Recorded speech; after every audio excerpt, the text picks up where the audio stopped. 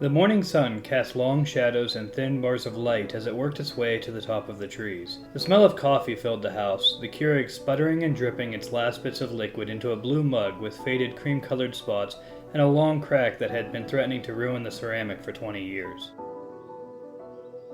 A bagel popped up from the toaster, then one side and another was removed by weathered hands, set onto a light gray plate, and liberally coated with cream cheese.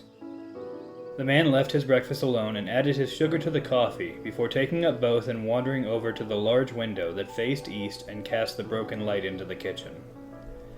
The plate and its bagel were placed onto a tall counter next to the window, and the man stood facing the woods and taking a long, slow drink in silence. Grass claimed the 30 yards or so between the window and the trees, standing stock still in the windless morning. It was tall, not in the lazy way that wild grasses hiding the various natural fauna is tall, but in the eager and conspiratorial way of a lawn that knows it's a week overdue for a mowing. As the man took his first bite of the day's bagel, the grass trembled for only a moment before resuming its silent watch. Then it trembled again. Then a third time before the ground beneath it heaved and broke.